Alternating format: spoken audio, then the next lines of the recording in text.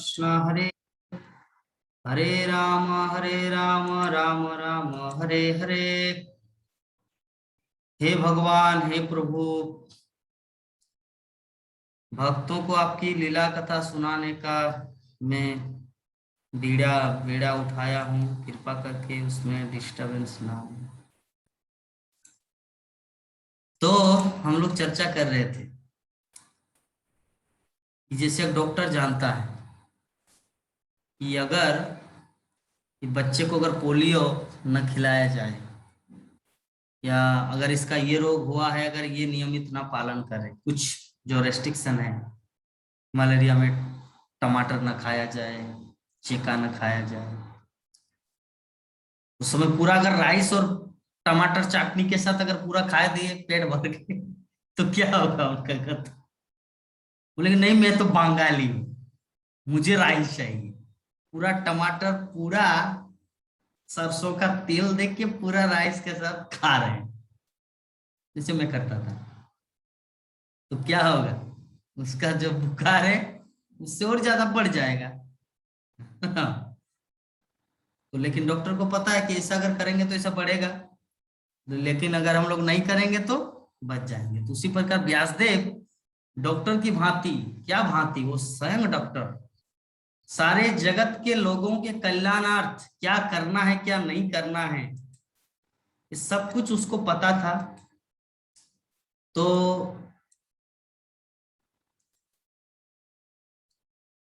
वो जनता के वास्तविक मित्र वो है जो व्यक्ति जनसामान्य के कल्याण करने के लिए सदैव उत्सुक रहते हैं। जनसामान्य के कल्याण के लिए सदैव उत्सुक रहने वाले जनता के वास्तविक मित्र है। तथाकथित जननेता नहीं, जो यह भी नहीं जानते कि अगले 5 मिनटों में क्या होगा। क्या कोई बता पाएगा 5 मिनट के बाद क्या होगा? मुख्यमंत्री, चाहे पश्चिम बंगाल का हो या दिल्ली का हो या झारखंड का हो, नहीं बता पाएगा। लेकिन जो भक्त है वो उसको पता है कि अगर इस जीवन में अगर ये भक्ति नहीं करेगा तो अगले जीवन में एकदम पक्का कुत्ता बनेगा। भक्त को पता है, लेकिन मुख्यमंत्री को पता नहीं है कि 5 मिनट में इसके बाद क्या होने वाला है। तो इसीलिए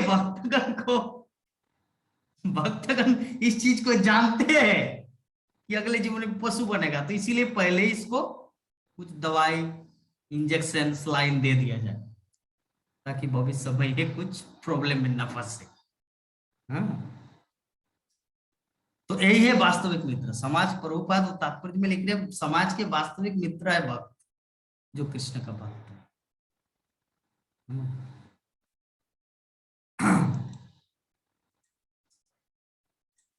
आगे श्रील प्रभुपाद बता रहे कि इस युग में जनता तथा उनके तथाकथित नेता सभी अभागे व्यक्ति, जिनके अध्यात्म ज्ञान में कोई श्रद्धा नहीं होती और वो कलयुग द्वारा प्रभावित रहते हैं, है ना। इस युग के नेता और प्रजा, जनता और नेता दोनों ही क्या है? अभागे। यद्यपि जनता सोचते नहीं रे बाबा, मुख्यमंत्री के पास कितना करोड़ करोड़ रुपया है, इतना सड़क बना देते हैं, सामुदायिक भवन का निर्माण करते हैं, इतना बड़ा अस्पताल, सरकारी अस्पताल चलता है ना। मुख्यमंत्री, प्रधानमंत्री, सरकार के पास कितना पैसा है। तो प्रभुपाद बोलते कि दोनों ही भिखारी, जनता भी भिखारी है और वो भी भिखारी है, और सब भिखारी का मूर्तिमान स्वरूप है अभागा। भाग्य मतलब धनवान और अभागा मतलब गरीब, भिखारी। तो यहाँ पे श्रील प्रभुपाद जो अभाग्य शब्द का व्याख्या कर रहे, मतलब अल्टीमेटली एवरीबॉडी इज बिगर, सभी भिखारी हैं, चाहे नेता हो चाहे जनता। क्यों?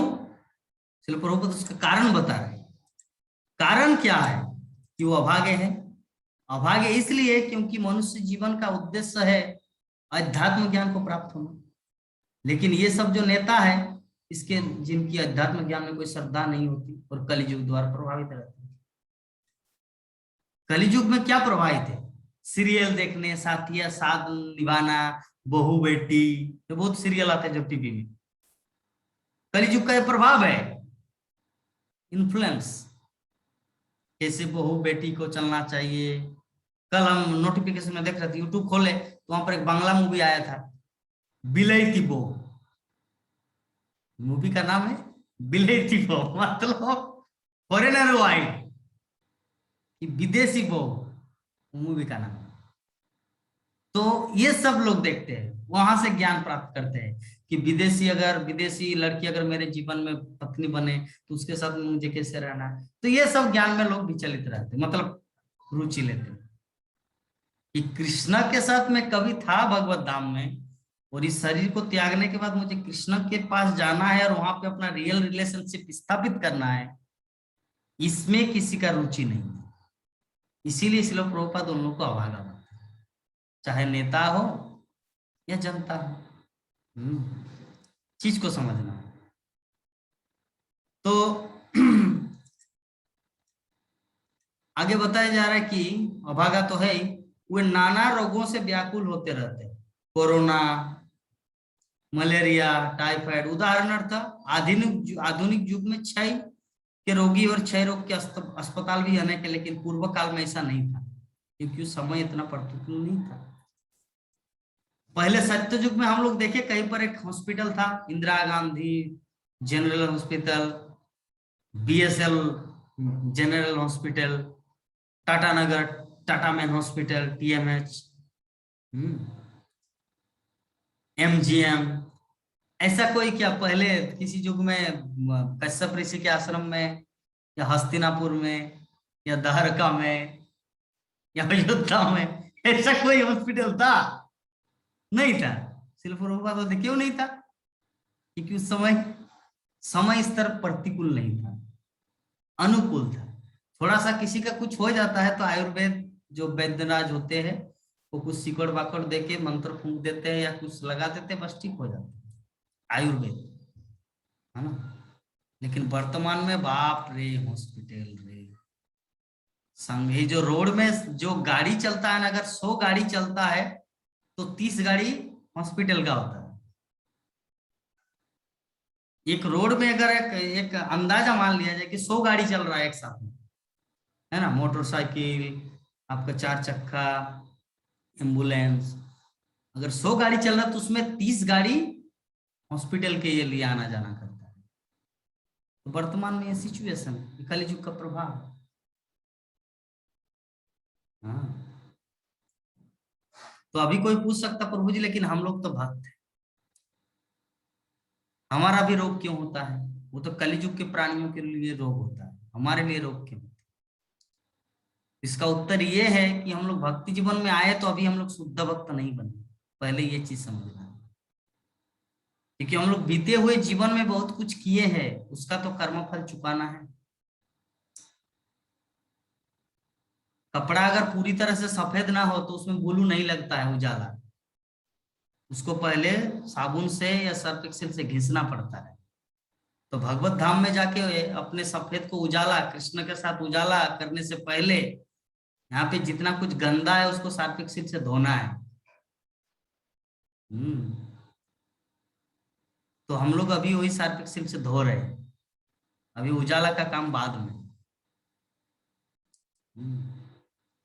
उजाला का काम बाद में, अभी से ही अगर इसी गंदे अवस्था में अगर उजाला लगाएंगे तो कुछ काम नहीं होगा, ना उजाला दिखेगा ना आपका कपड़ा ही साफ दिखेगा।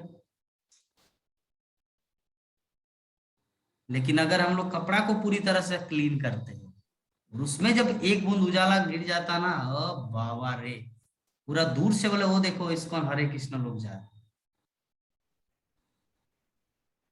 तो उसी प्रकार हम लोग को क्या करना है, भगवत धाम जाने से पहले शुद्ध भक्त बनना है।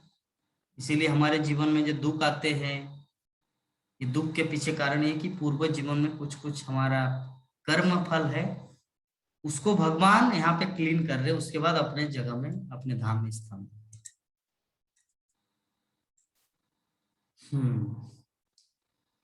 तो इस युग के अभागे लोग उन जोगियों का स्वागत करते हुए कतराते हैं जो श्रील व्यासदेव के प्रतिनिधि तथा निस्वार्थ कार्य करता है, जो कुछ ना कुछ योजना बनाने में लगे रहते हैं जिससे सभी वर्णों तथा आश्रमों के लोगों का लाभ हो सके। सबसे बड़े मानवतावादी तो वो जोगी है जो व्यास, नारद, मध्व, चैतन्य रूप, सरस्वती आदि के संदेश का प्रतिनिधित्व करते हैं, वे सब एक ही है।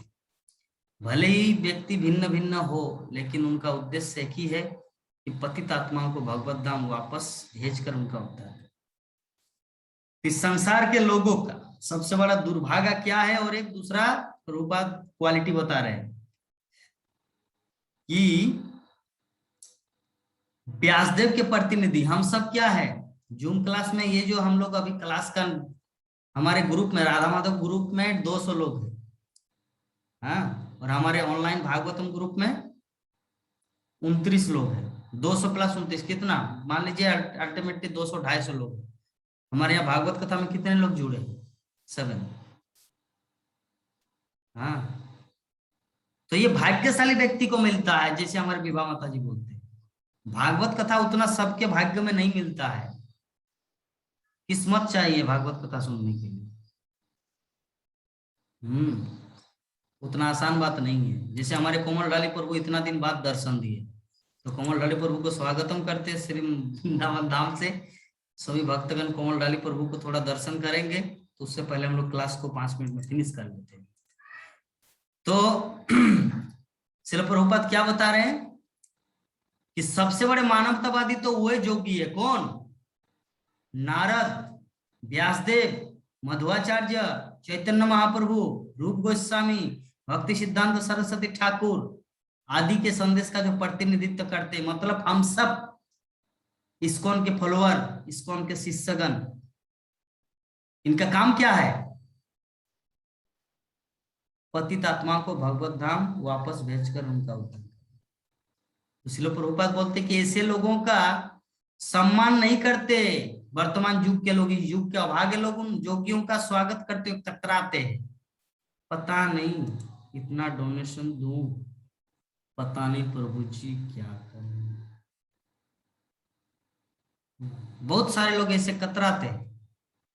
नहीं, इस्कॉन के भक्त जो है ना, वो पूर्णतया कृष्ण के चरणों में समर्पित है।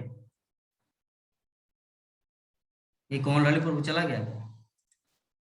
कोमल लाली प्रभु 1 मिनट रुकिए प्रभु। तो हम लोग आज का जो श्रीमद् भागवतम जो कक्षा है, आज का जो हमारा क्लास था, श्रीमद् भागवतम की श्लोक संख्या हम लोग कितना पाठ किए? 17, 18, 16,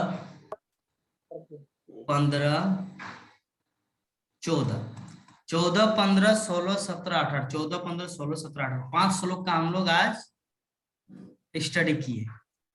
जो 5 श्लोक का स्टडी करके हम लोग को क्या पता चला? हम लोग को यही चीज पता चला कि वर्तमान युग में व्यासदेव ने कलियुग की दशा को देखा कि भविष्य में क्या क्या कुछ होने वाला है, और वैसा चीज देखकर उन्होंने श्रीमद् भागवतम की रचना करेंगे। कब से? वो कल के प्रसंग हम लोग आएंगे, आगे क्या क्या होता है हम लोग देखते हैं, है ना। तो चलिए हम लोग स्वागत करते हैं हमारे कोमल ढाली प्रभु श्रीधाम वृंदावन से हमारे बीच में उपस्थित हो, और सभी भक्तों को अपना हंसी मुख मंडल दर्शन करा के भक्तों को आनंद प्रदान करें। कोमल ढाली प्रभु आ जाइए प्रभु। हरे कृष्णा। विश्वनाथ प्रभु जी कब से आपकी राह देख रहे हैं। हाँ, हरे कृष्णा। कोमल ढाली प्रभु, इससे अच्छा तो मर जाना है। प्रभु जी होंगे तब ना, उस दिन जैसा कहीं ज्वाइन करके निकल गए होंगे तो कहीं। अगर ऐसे स्थान में रहता ना, तो मैं तो मोबाइल को या तो डस्टबिन में डालता या तो आत्महत्या करता। भक्त समाज मुझे बुलाएंगे और मैं कितना ही व्यस्त क्यों, उससे अच्छा मर जाना। इतना ही बड़ा परिस्थिति क्यों ना हो, चाहे गुरुदेव के सामने बैठा क्यों ना हो।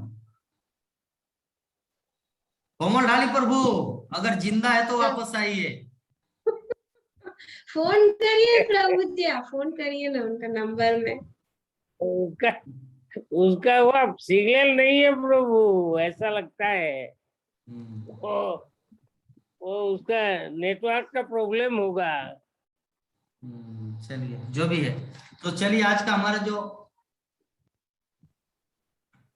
5 श्लोक का जो हम लोग स्टडी किए, इसमें से किसी भक्त विशेष का कुछ अगर प्रश्न हो, कुछ जिज्ञासा हो तो पूछ सकते हैं क्लेरिफिकेशन करने के लिए, क्योंकि हमारा क्लास है, कोई प्रवचन कक्ष नहीं, और क्लास में चीज को समझना है।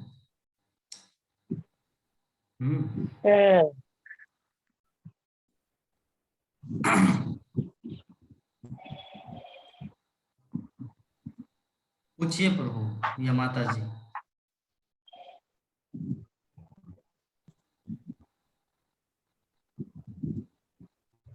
ये लक्ष्मी, कोमल डाली प्रभु को थोड़ा फोन करो तो, मेरा मोबाइल अंदर है चार्ज में। कोमल ढाली प्रभु को थोड़ा फोन करो तो, कि अगर आप इस संसार में है तो दर्शन दो। कोमल ढाली प्रभु को या मुझे मोबाइल दो।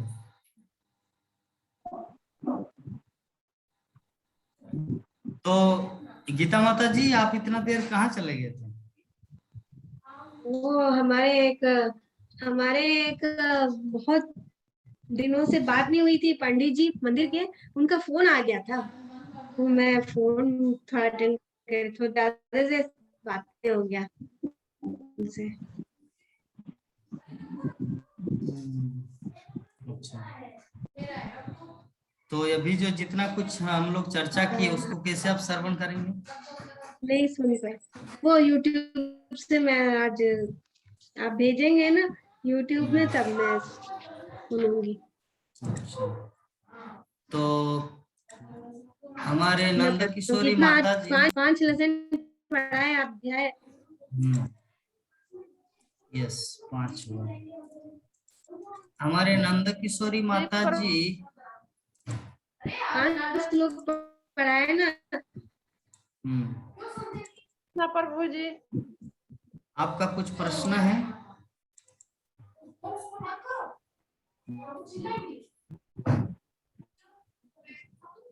नहीं,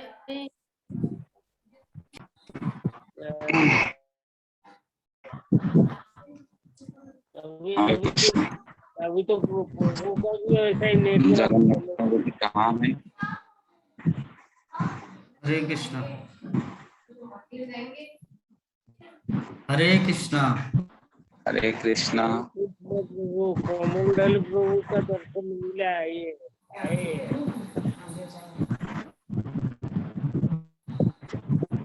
कोमल ढाली प्रभु को हम देख नहीं पा रहे, आप लोग देख पा रहे हैं?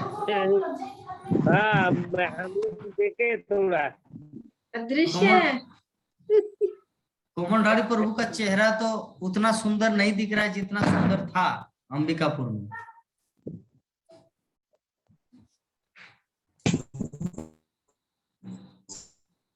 हरे कृष्णा।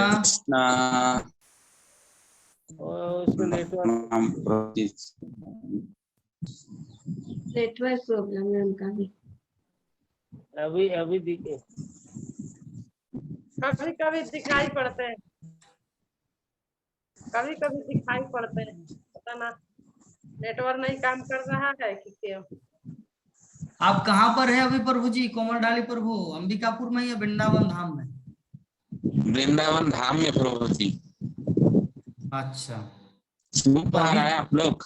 हरे कृष्णा। हाँ सुन पा रहा हूँ प्रभु, वृंदावन में है अभी तक, धाम में है। अरे तो आपके वो हंसी नहीं है जो हंसी था पहले, जो भक्तगण जो आनंद लेते थे, हंसी नहीं है। थोड़ा सा नींद में था, नींद से उठ के तुरंत जान किया टाइम है, देखा कि ये जो समय गवाना नहीं चाहिए, तो प्रभु का दर्शन करके। अच्छा, तो ज्वाइन करने के बाद आप किसके साथ बात कर रहे थे? ज्वाइन करने के बाद तो भक्तों के पास आना है ना, हम लोग जल्दी जल्दी क्लास को खत्म कर दिया। डॉक्टर प्रभु है ना, डॉक्टर प्रभु आपका परम क्या बताओ, ठीक है, चलिए थोड़ा वृंदावन की महिमा बताइए, वृंदावन में आपको कैसा फील हो रहा है वो सब बताइए, डॉक्टर मक्टर छोड़ो। वृंदावन का महिमा, ऐसा एक बात है प्रभु जी, मैं ये सब अनुभव का बात है, ऐसे बोल के साथ में नहीं बता पाऊंगा कि कैसा मेरे को फील हो रहा है। मेरे को तो ऐसा प्रतीत होता है कि जैसे मायापुर धाम में जब गया था ना, आप देखे होंगे, आप देखेंगे भी, आपके साथ मिला भी था मैं, जैसा फील हुआ था ठीक ऐसा ही, कोई अंतर नहीं है उसमें।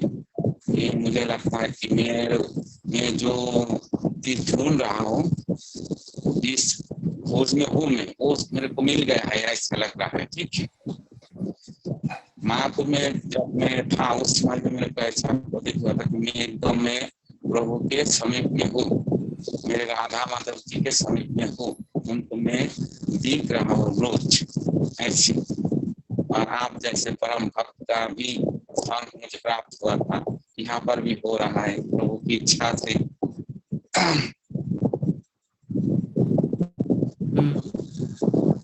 हरे कृष्ण। बहुत सुंदर,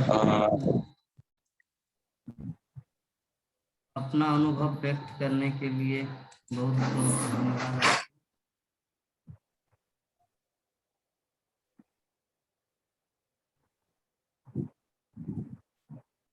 ठीक है, तो सभी भक्तगण, हम लोग क्या करें, कुछ प्रश्न तो नहीं है?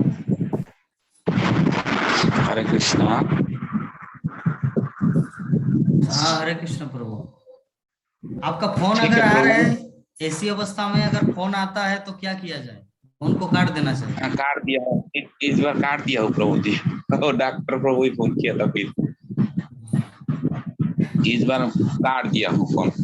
आप वहाँ पे आनंद में है ना, वृंदावन में, या दुखी भी है? दुखी है एकदम प्रभु जी, एकदम प्रभु जी, पूरा ठीक है, आनंद ही आनंद है प्रभु जी, कोई कमी नहीं।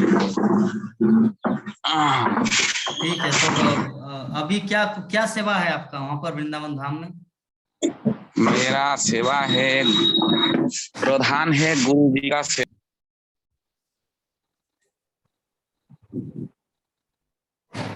ऑडियो कनेक्ट कीजिए।